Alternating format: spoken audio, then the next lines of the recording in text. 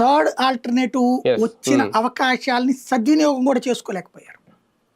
Like 98లో బీజేపీని third alternative అనుకున్నారు జనం, కానీ అది కాస్త 99లో వెళ్ళి తెలుగుదేశంతో పొత్తు పెట్టుకుని తన థర్డ్ ఆల్టర్నేటివ్ ఉనికిని నాశనం చేసుకుంది. తర్వాత 2004 టైం కమ్యూనిస్టులను అనుకున్నారు, ఎందుకు ఆ విద్యుత్ ఉద్యమాలు ఇవన్నీ చేయడం వల్ల. ఆ కమ్యూనిస్టులు వెళ్ళి కాంగ్రెస్తో పొత్తు పెట్టుకుని తమ థర్డ్ ఆల్టర్నేటివ్ అవకాశాన్ని కోల్పోయారు. 2009కి థర్డ్ ఆల్టర్నేటివ్గా చిరంజీవికి ఇచ్చారు అవకాశం. 18% ఓట్లు వచ్చినాయి మర్చిపోయారు, 18 సీట్లు వచ్చినాయని బాధపడ్డారు, వదిలేశారు.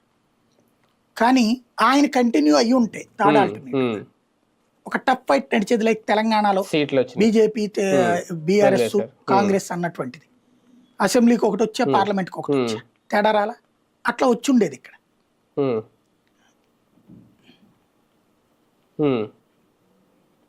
చెప్పేది అదే, ఆయన కూడా చెడగొట్టుకున్నారు కదా ఇప్పుడు.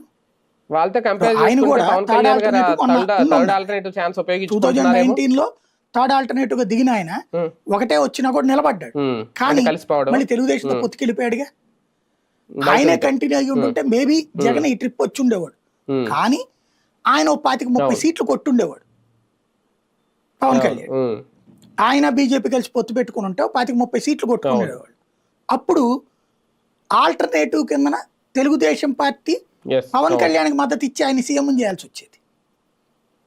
ధైర్యం చేయలేక లేదా అట్లా కాదు అనుకున్నప్పుడు ఇద్దరు ఓడినా తెలుగుదేశం అవకాశం